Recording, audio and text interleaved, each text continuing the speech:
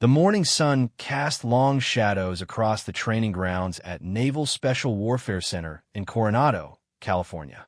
Commander Jake Morrison had seen hundreds of recruits come through these gates, but never someone quite like the woman who stepped out of the black sedan that Tuesday morning in March 2019. She wore standard military fatigues, her dark hair pulled back in a regulation bun, but there was something different about her walk. It wasn't the usual nervous shuffle of new recruits or the overconfident swagger of those trying too hard to prove themselves.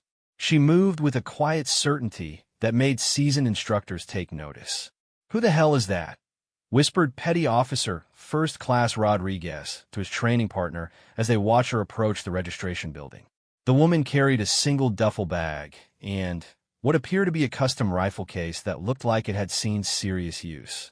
What made her arrival even more unusual was the complete absence of paperwork that typically preceded new arrivals. No advance notice, no training schedule, no background briefing. Commander Morrison had simply received a phone call the night before from someone high up the chain of command. "You're getting a special trainee tomorrow morning," the voice had said. "She's to be treated like any other candidate, but her background is classified.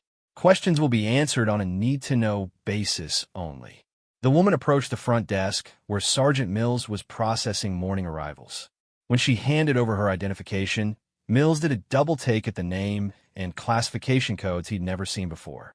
Her file was thicker than most, but nearly every page was redacted with black bars covering crucial information. "Ma'am, I'm going to need you to wait while I verify some information," Mills said, reaching for his secure phone. After a brief, hushed conversation, he hung up and looked at her with newfound respect. "You'll be working with Team 7. Commander Morrison will brief you personally."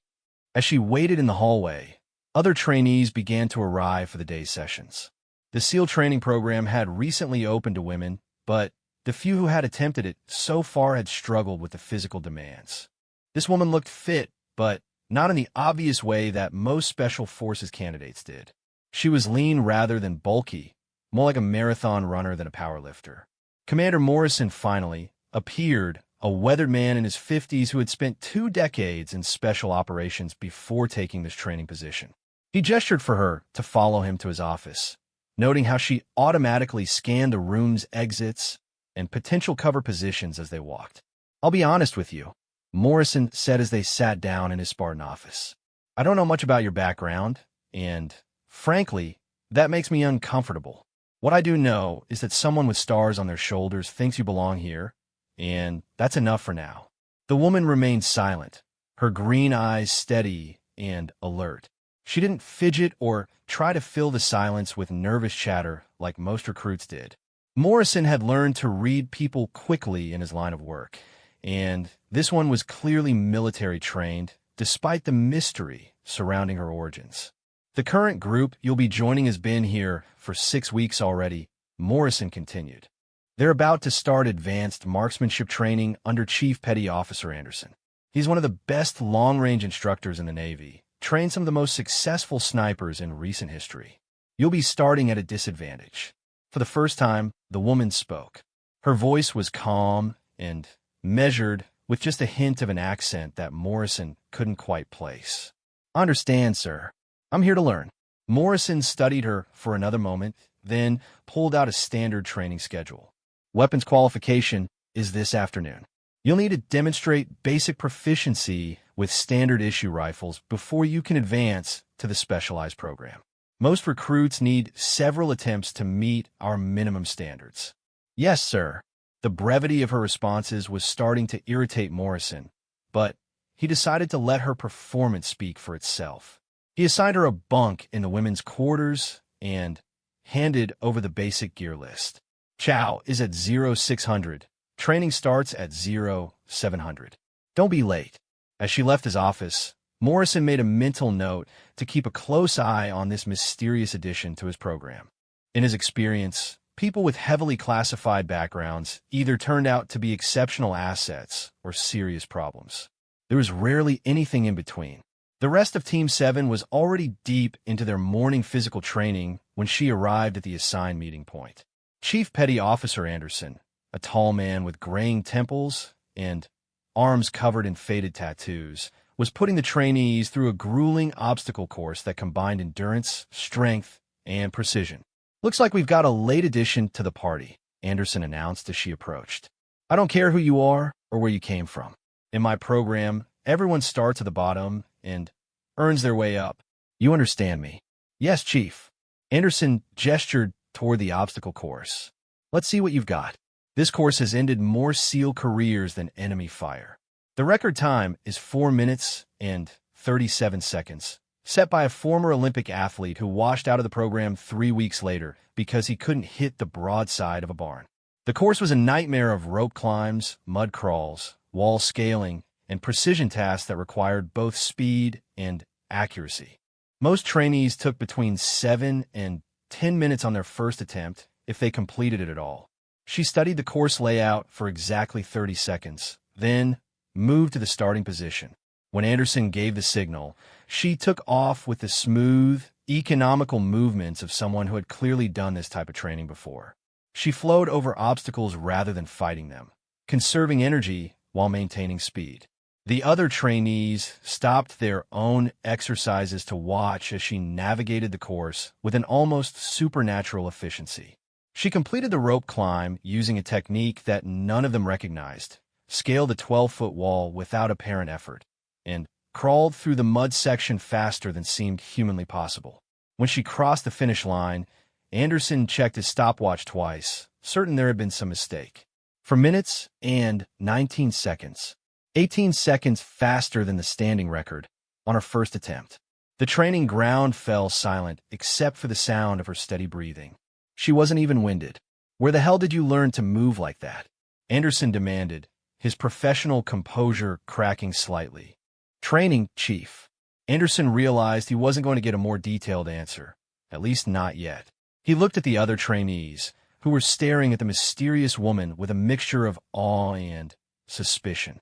"Well," Anderson said finally, "I guess we'll find out what else you can do when we hit the range this afternoon." As the morning progressed and the team moved through various training exercises, it became clear that the new addition was operating on a completely different level than the rest of the candidates. She excelled at every physical challenge, demonstrated knowledge of tactics that weren't typically taught until much later in the program, and maintained a calm, professional demeanor that suggested extensive real-world experience. But it was the way she handled weapons that really caught Anderson's attention. During the basic firearms safety review, she field-stripped and reassembled an M4 carbine with the kind of speed and precision that usually took months to develop. When they moved to basic marksmanship drills, her stance and breathing technique were textbook perfect. "You've done this before," Anderson observed, watching her prepare for the afternoon's shooting qualification. "Some," she replied, checking her rifle's scope with practiced efficiency. Anderson was starting to realize that some might be a significant understatement. The question was just how significant and why someone with her obvious skills was being put through basic training again. The afternoon shooting session would provide some answers, but Anderson had a feeling it was also going to raise a lot more questions.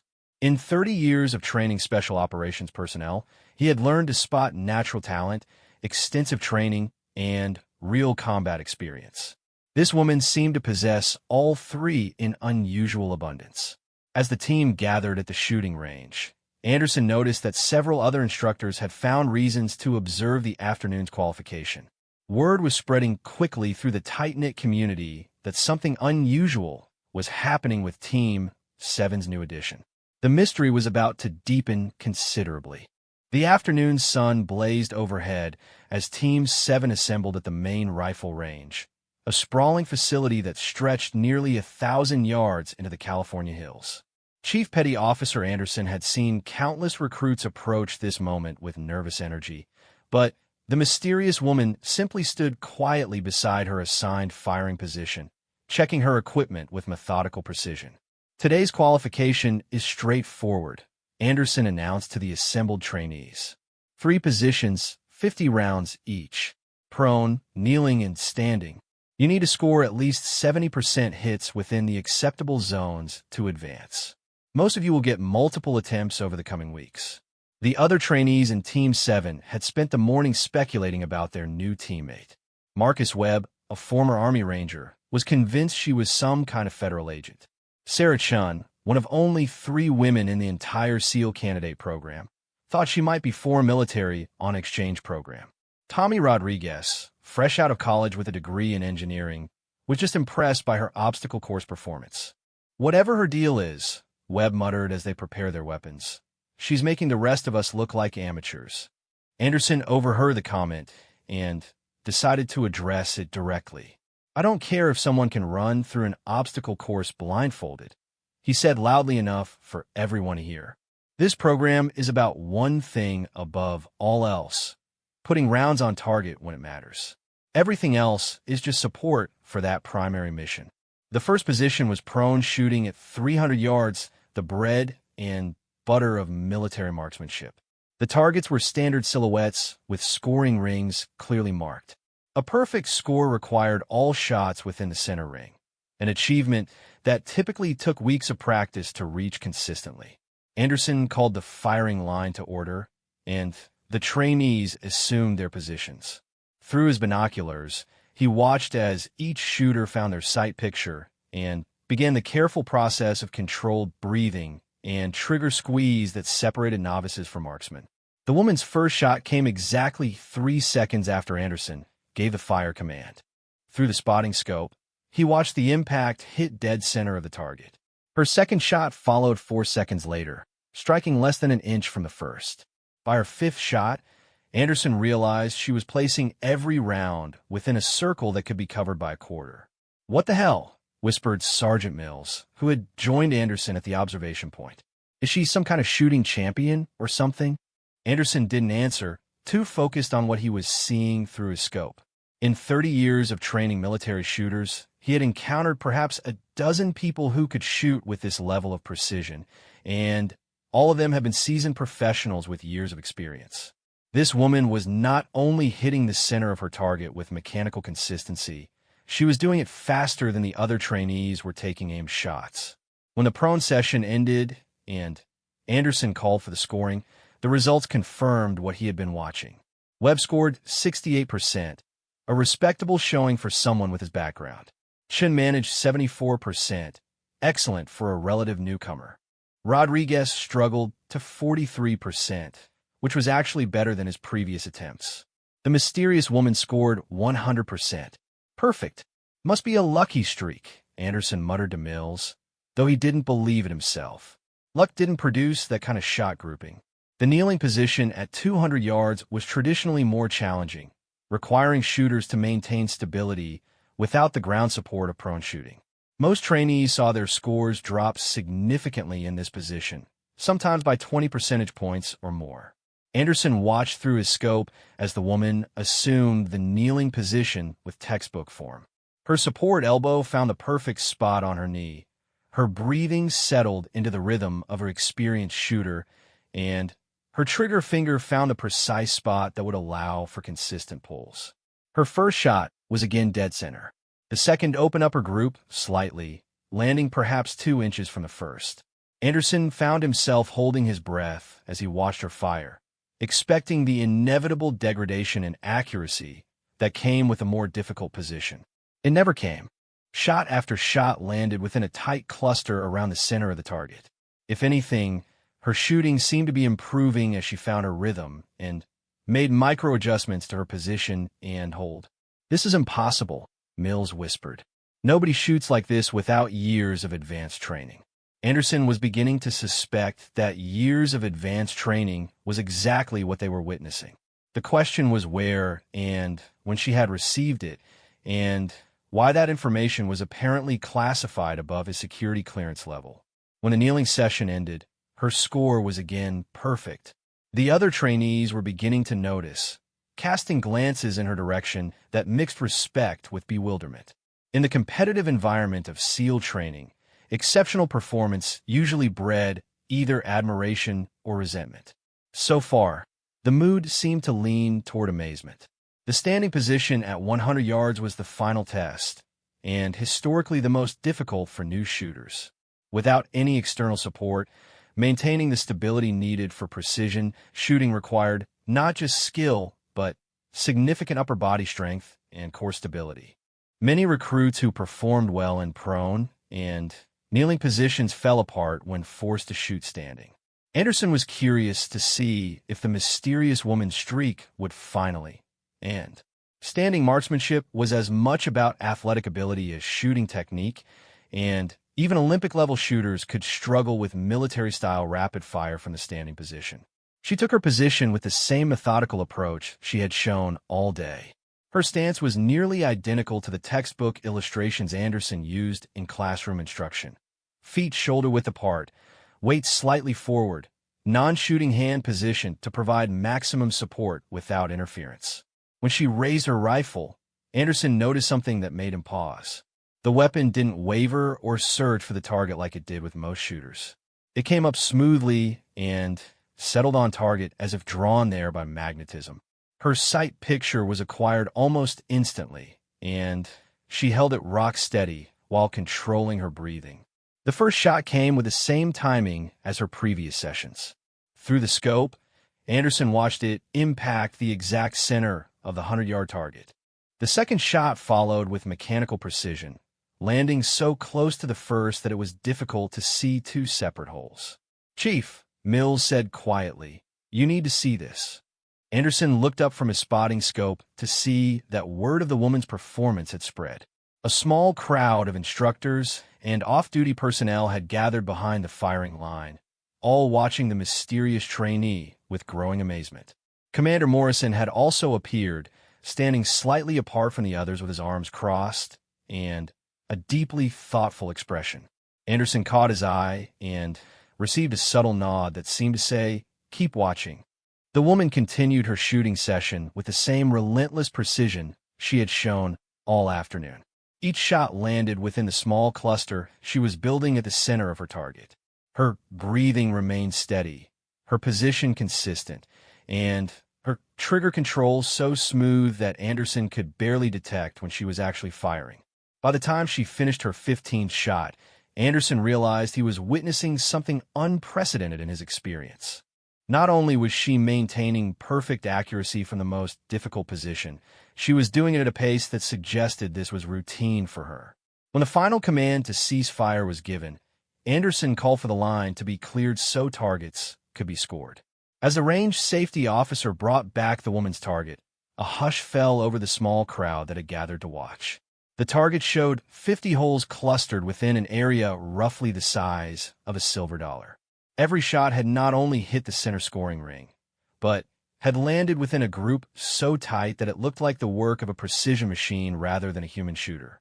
"Holy Mother of God," someone whispered from the crowd. Anderson looked at the target, then at the woman who was calmly cleaning her rifle with the same methodical approach she had shown all day. She seemed completely unaware of the stir she was causing, or perhaps simply indifferent to it. Commander Morrison stepped forward and took the target from the range officer's hands. He studied it for a long moment, then looked directly at the mysterious woman. "Where did you train?" he asked simply. For the first time all day, she hesitated before answering. The pause lasted only a few seconds, but it was long enough for everyone present to notice. "Various places, sir." Morrison nodded slowly, as if that vague answer told him everything he needed to know. He folded the target carefully and tucked it into his jacket pocket. "Chief Anderson," he said, "I want to see you in my office after the range is secured." As the crowd began to disperse and the other trainees started cleaning their equipment, Anderson found himself studying the woman who had just rewritten every assumption he had about military marksmanship training. She was methodically field stripping her rifle, checking each component with the kind of attention to detail that spoke of extensive experience. "Ma'am," he said quietly, approaching her position, "that was some impressive shooting." "Thank you, Chief. Mind if I ask what kind of rifle you're most comfortable with?" She looked up from her cleaning routine, and for a moment Anderson thought he saw something flicker in her eyes. Not nervousness, exactly, but a calculation, as if she was deciding how much to reveal. "I've worked with several platforms," she said finally. "Each has its advantages, depending on the mission requirements. Mission requirements. Anderson filed that phrase away. In his experience, people who thought in terms of mission requirements had usually been on missions. Well, he said, tomorrow we start long-range precision work. You might find it interesting. She nodded and returned to her weapon cleaning. Anderson walked away with the growing certainty that tomorrow's session was going to be unlike anything he had seen in his 30-year career. The question was whether he was prepared for what this mysterious woman might reveal about her true capabilities.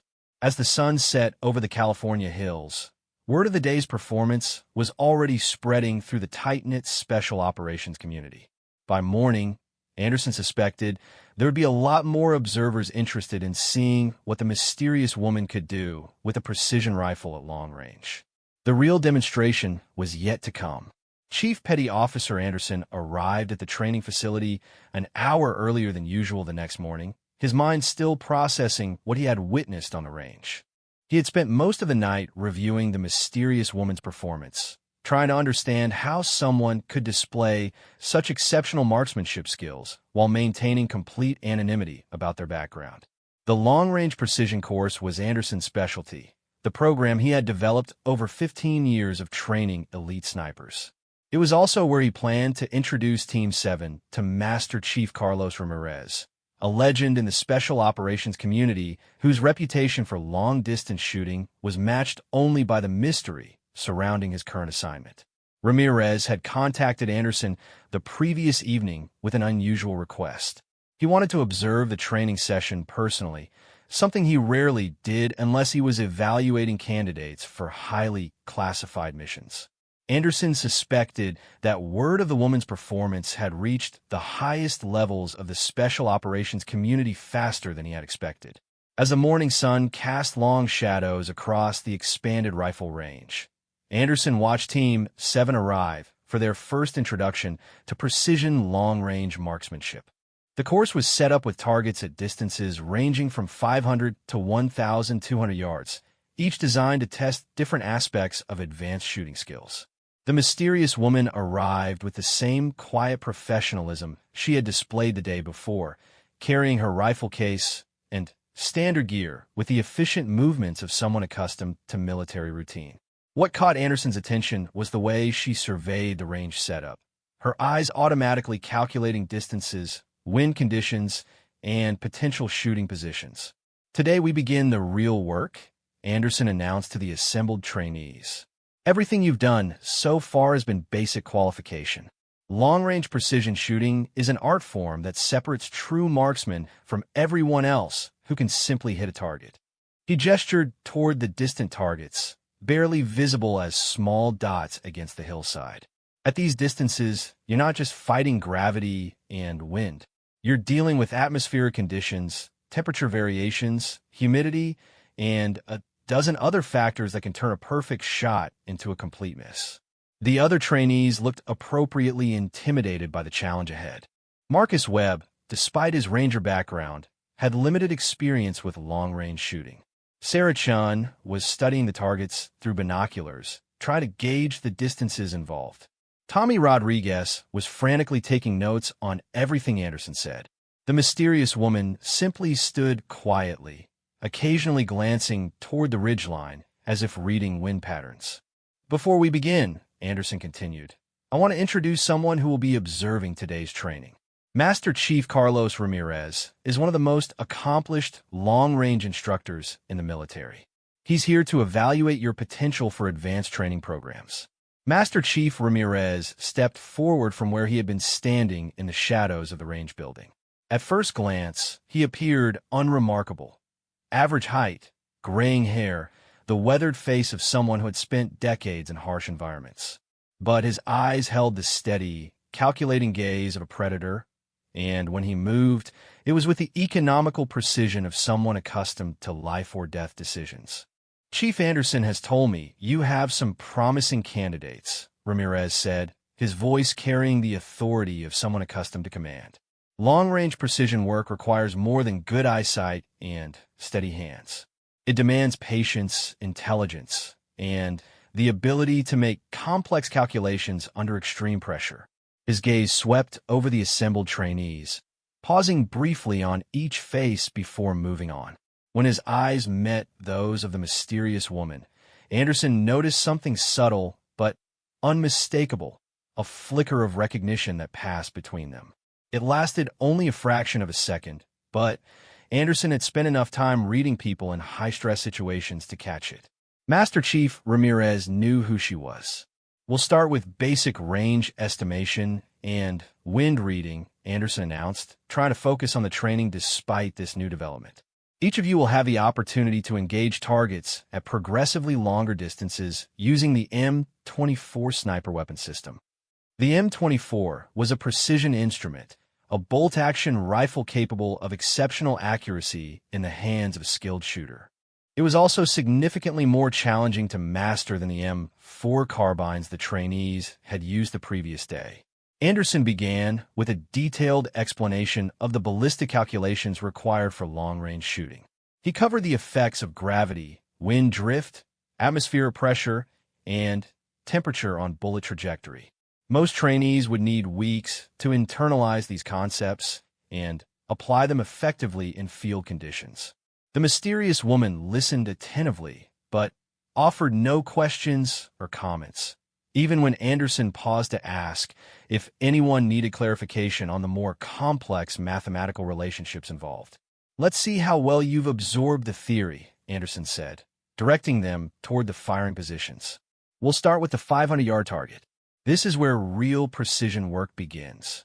Marcus Webb took the first position, spending several minutes adjusting his scope and calculating his holdover for the distance. His shot hit low and to the right, a respectable attempt that showed he understood the basics, but needed practice applying them. Sarah Chin's shot was closer to center mass, though still outside the precision ring that marked expert-level performance. Tommy Rodriguez missed the target entirely on his first attempt, though his second shot found the outer edge. When it came time for the mysterious woman to take her position, Anderson noticed that Master Chief Ramirez moved closer to observe, his attention focused with an intensity that suggested professional interest rather than casual curiosity.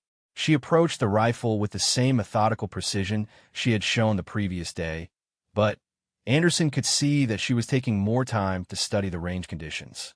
She spent nearly a minute reading wind indicators at various distances, watching dust movements and vegetation sway that provided clues about air currents. Her scope adjustments were minimal but precise, the movements of someone who understood the relationship between mechanical adjustments and point of impact. When she finally settled into her shooting position, Anderson noted that her form was textbook perfect for long-range work. The shot came after a careful breathing sequence that demonstrated advanced training in precision marksmanship. Through his spotting scope, Anderson watched the bullet impact dead center of the 500-yard target. "Good shot," Ramirez commented quietly, though his tone suggested this was exactly what he had expected to see. "Let's move to 800 yards, Anderson announced, curious to see how the increased distance would affect everyone's performance. At 800 yards, the effects of wind and atmospheric conditions became much more pronounced. The other trainees struggled with the additional complexity, their shot groups opening up significantly as they tried to compensate for factors they couldn't easily observe or calculate. The mysterious woman's approach became even more methodical at the longer distance. She spent considerable time studying the mirage patterns that indicated wind direction and speed at various points along the bullet's path. Her calculations seemed to be performed mentally, without the reference cards or ballistic computers that most precision shooters relied upon. When she fired, the shot again found the center of the target, landing within inches of perfect precision. "Impressive," Ramirez said, and Anderson caught something in his tone that suggested admiration mixed with professional respect. 1,200 yards, Anderson announced, directing them toward the final firing position.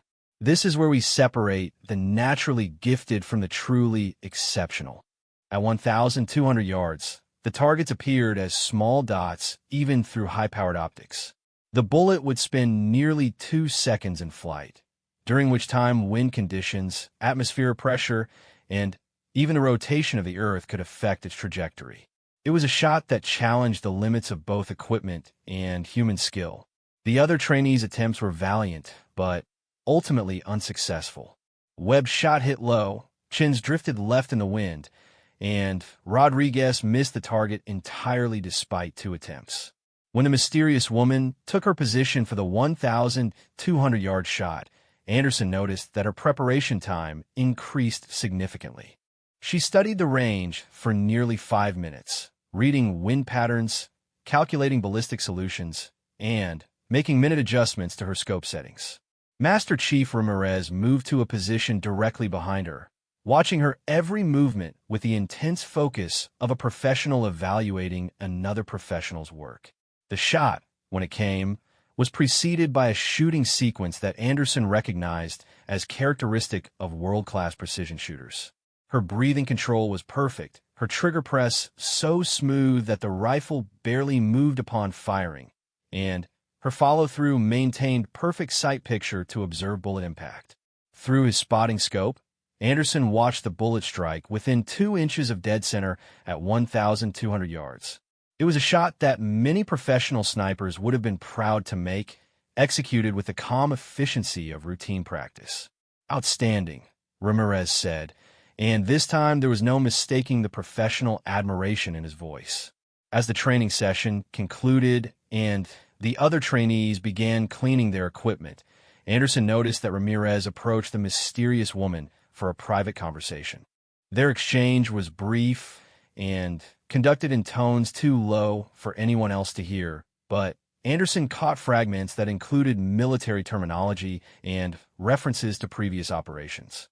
When they finished talking, Ramirez walked over to Anderson with an expression that mixed satisfaction with something that looked like anticipation. "Chief," he said quietly, "I think we need to discuss some adjustments to this training program." "What kind of adjustments?"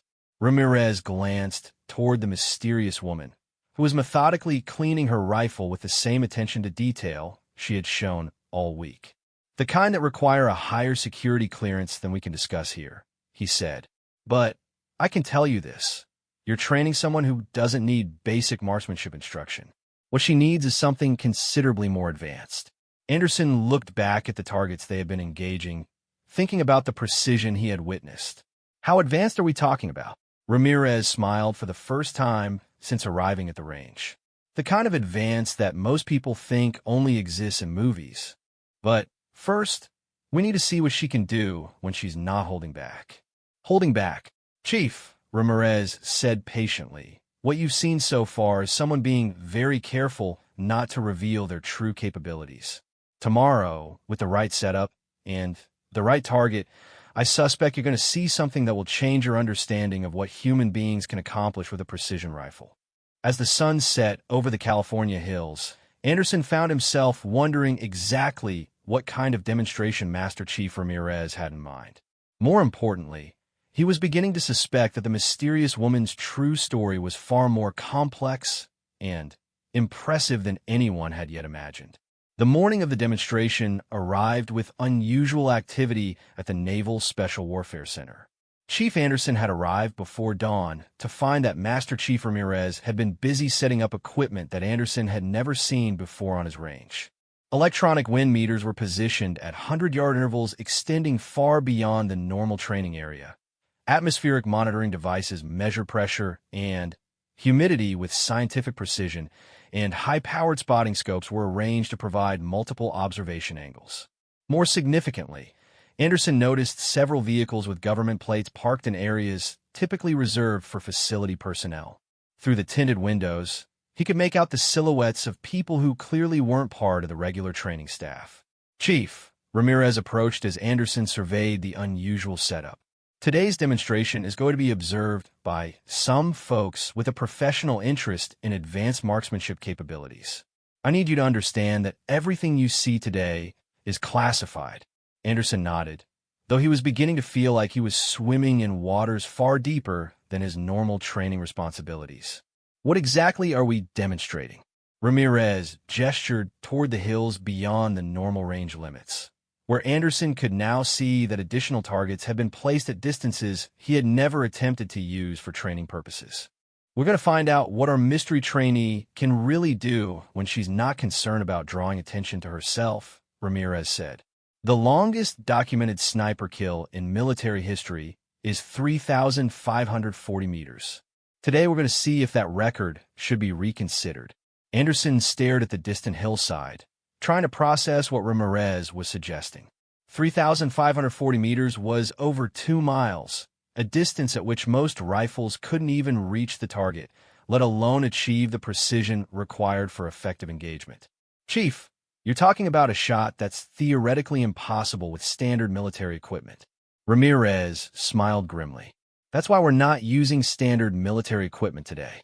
As if on cue, a black van pulled up to the range facility and several technicians began unloading equipment that Anderson had only seen in classified briefings. The rifle case they carried required 2 people to manage its weight, and the associated optical and electronic systems looked more like laboratory instruments than military hardware. Team 7 arrived for their scheduled training session unaware of the drama that was about to unfold. The other trainees noticed the unusual activity, but assumed it was related to some advanced demonstration they would observe rather than participate in. The mysterious woman arrived at precisely 0700, as she had every day since joining the program. Anderson watched her survey the expanded range setup with the same calm assessment she brought to every situation, but he thought he detected a subtle change in her posture when she noticed the specialized equipment being assembled. "Good morning," Ramirez greeted the assembled trainees. "Today we're going to demonstrate some advanced concepts in long-range precision shooting. Most of what you'll see is beyond your current training level, but it will give you an understanding of what's possible with proper equipment and extensive experience." He gestured toward the mystery woman. "Since our newest team member has shown exceptional aptitude for precision work, she'll be conducting today's demonstration." For the first time since Anderson had met her, the woman's composed expression flickered slightly. It was a subtle change, but Anderson caught what looked like resignation, as if she had been expecting this moment and knew there was no avoiding it. "Ma'am," Ramirez continued, "we've set up some challenging targets that should provide an interesting test of advanced techniques. Are you willing to give it a try?" She studied the range setup for a long moment, her eyes tracking the positions of the monitoring equipment, the observation posts, and the distant targets that had been placed at unprecedented distances. "What distances are we talking about?" she asked quietly. "We'll start at 2,000 meters and see how it goes from there." Anderson watched the other trainees process this information with expressions ranging from skepticism to amazement. 2,000 meters was nearly twice the distance they had attempted the previous day, well beyond what most of them thought possible for human accuracy. The specialized rifle system was unlike anything Anderson had encountered in 30 years of military service. The barrel was longer and heavier than standard sniper rifles. The scope mounted on a precision tracking system that allowed for minute adjustments, and the ammunition appeared to be custom manufactured for extreme long-range applications. This system represents the current state of the art in precision long-range capabilities, Ramirez explained as the mystery woman began familiarizing herself with the equipment. It's designed for situations where standard military rifles simply don't have the range or accuracy required for mission success. Anderson noticed that she handled the unfamiliar equipment with a confidence that suggested she had worked with similar systems before, despite the fact that this particular rifle was supposedly among the most advanced examples of its type. The preparation for the 2,000-meter shot was extensive and methodical. Multiple wind readings were taken and constantly updated, atmospheric conditions were monitored and fed into ballistic computers, and even satellite data was consulted to account for factors like gravitational variations and electromagnetic interference. The target at 2,000 meters was barely visible even through high-powered optics, appearing as a small dot against the distant hillside. At that distance, the bullet would travel for over 3 seconds, during which time countless variables could affect its trajectory. The mystery woman spent nearly 20 minutes preparing for the shot, studying data displays, making microscopic adjustments to the scope, and conducting practice dry fires to ensure perfect trigger control. When she finally settled into her shooting position, Anderson noticed that even her breathing pattern had changed, becoming slower and more deliberate. The shot, when it came, was preceded by a silence that seemed to extend beyond the range itself. Every observer, from the basic trainees to the unknown officials in the government vehicles, focused their attention on the small figure behind the massive precision rifle. The sound of the shot was different from anything Anderson had heard before, more of a deep crack that seemed to resonate through the ground as much as the air. Through the high-powered spotting scopes, multiple observers tracked the bullet's path through its long arc toward the distant target. 3.5 seconds later, the target spotters confirmed a direct hit within inches of center mass.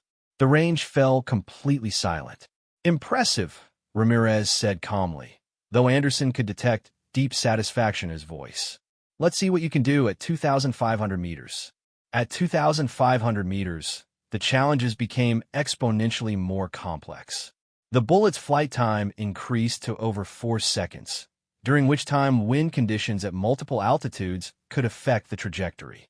The curvature of the Earth itself became a factor in the ballistic calculations, and even the Coriolis effect caused by the planet's rotation had to be considered. The mystery woman's preparation time increased accordingly. She consulted multiple data sources, made numerous small adjustments to her scope settings, and spent considerable time studying atmospheric conditions through specialized instruments that measured factors invisible to normal observation. When she fired the 2,500-meter shot, Anderson found himself holding his breath along with everyone else on the range. The bullet's flight seemed to take forever, a tiny projectile traveling through space while fighting against gravity, wind, and atmospheric resistance. When the spotters confirmed another center mass hit, Anderson began to understand that he was witnessing something unprecedented in his experience. This wasn't just exceptional marksmanship. It was a demonstration of capabilities that pushed the boundaries of what he had thought humanly possible. "Outstanding," Ramirez said, and Anderson could see that even the Master Chief was impressed by what they were witnessing. "I think we're ready for the main event." He gestured toward a target that had been placed at what appeared to be the absolute limit of visual range, a distance so great that Anderson couldn't even see it through his binoculars.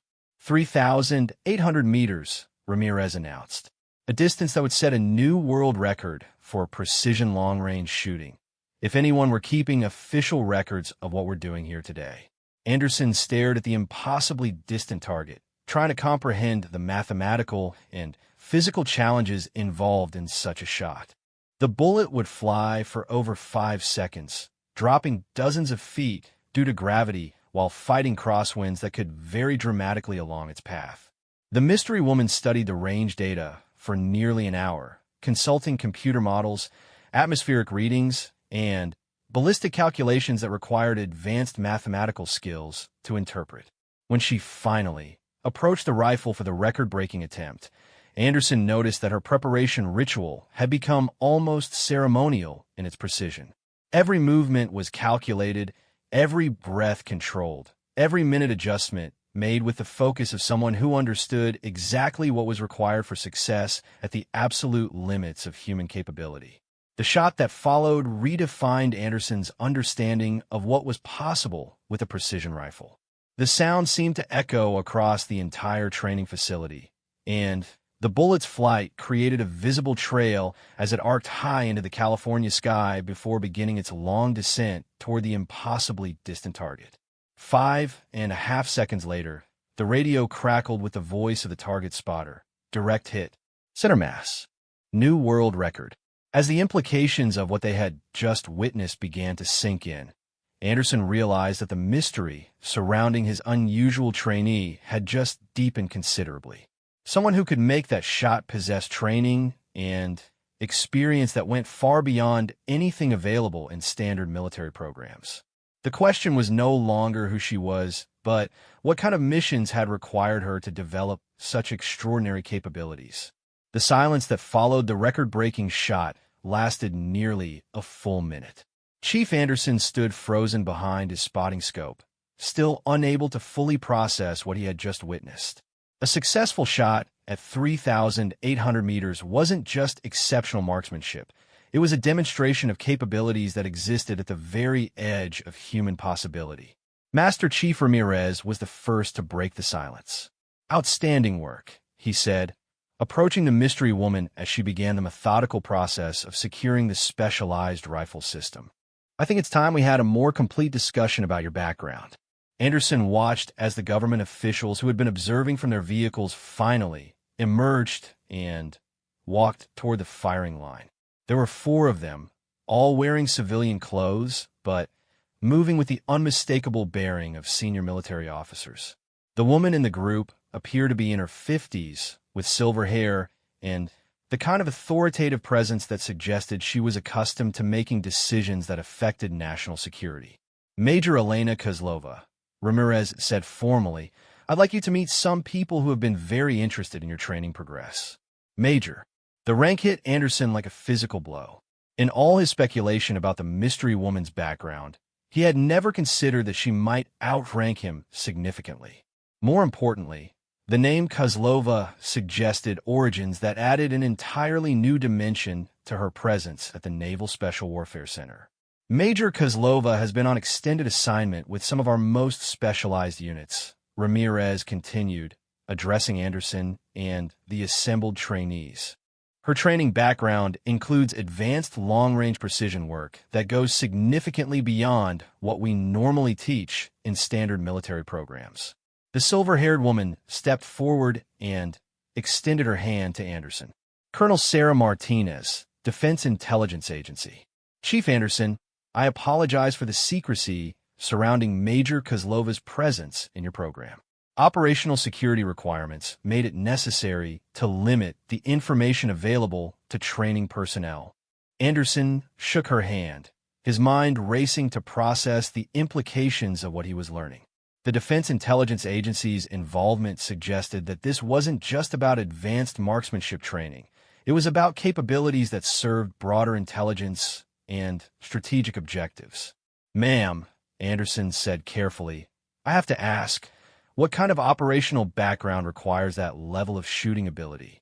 Colonel Martinez glanced at Major Kozlova, who nodded slightly in what appeared to be permission to share classified information.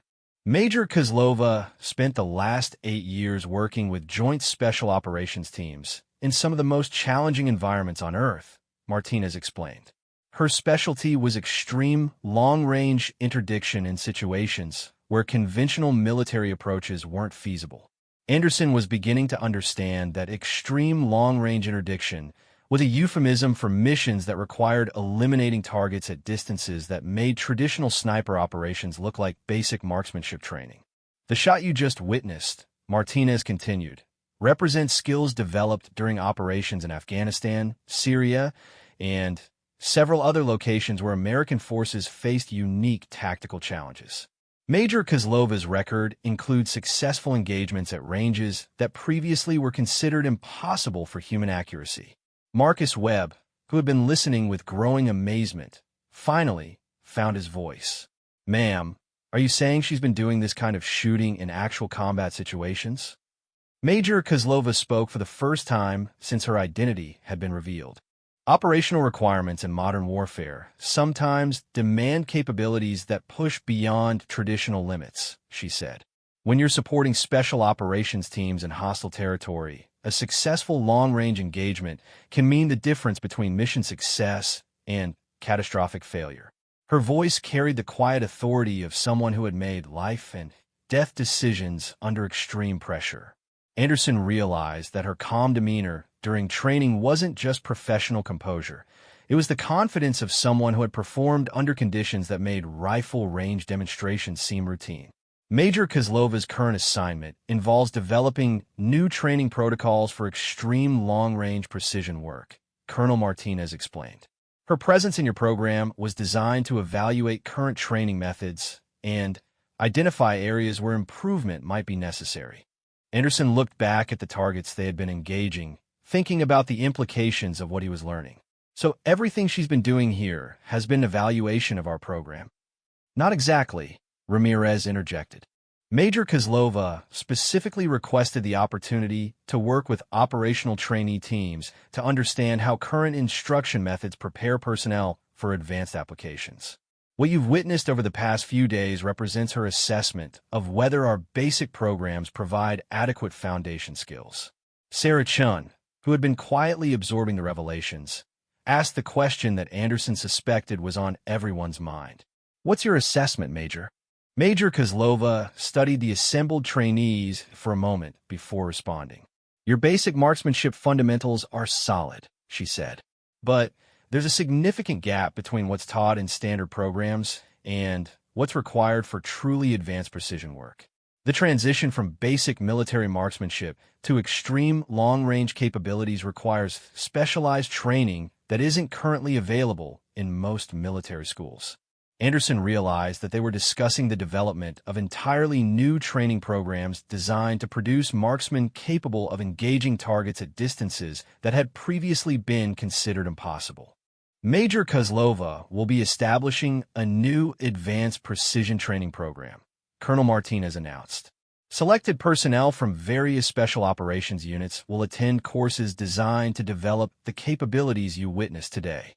Chief Anderson, your facility has been chosen to host the initial program development. The implications were staggering. Anderson was being told that his training facility would become home to instruction in marksmanship capabilities that redefined the possible applications of precision rifle work. "Ma'am," Anderson said, "developing the kind of program will require equipment and expertise that goes far beyond our current resources." "That's already been arranged," Martinez replied. Major Kozlova will be working with defense contractors and specialized equipment manufacturers to ensure that the program has access to the most advanced systems available. What you saw today was just a demonstration of what's possible when proper equipment is combined with appropriate training. Tommy Rodriguez, who had been frantically taking notes throughout the conversation, looked up with an expression of amazement. "Are you saying that kind of shooting ability can actually be taught to other people?" Major Kozlova smiled for the first time since Anderson had met her. "With proper instruction, adequate time, and the right aptitude, yes. Extreme long-range precision shooting is as much about understanding complex systems and mathematical relationships as it is about physical shooting skills. Most military personnel with strong basic marksmanship can develop these capabilities if they receive appropriate advanced training." Anderson was beginning to see the bigger picture. The mysterious woman who had appeared in his training program wasn't just an exceptional individual. She was the prototype for an entirely new category of military specialist. "How long have you been developing these capabilities?" Anderson asked.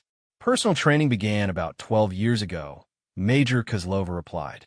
"But the systematic development of these techniques for broader military application has been ongoing for the past 5 years. What you've seen represents the current state of development in human precision shooting capabilities." Ramirez stepped forward with a question that Anderson suspected got to the heart of the entire demonstration. "Major, what kind of operational situations require this level of precision capability?" Major Kozlova's expression became more serious, reflecting the gravity of discussing classified operational details. "Modern conflicts often involve situations where traditional military approaches aren't feasible," she said carefully. "Urban environments, diplomatic considerations, civilian populations, and political constraints can create scenarios where success depends on extremely precise application of force from maximum possible distance.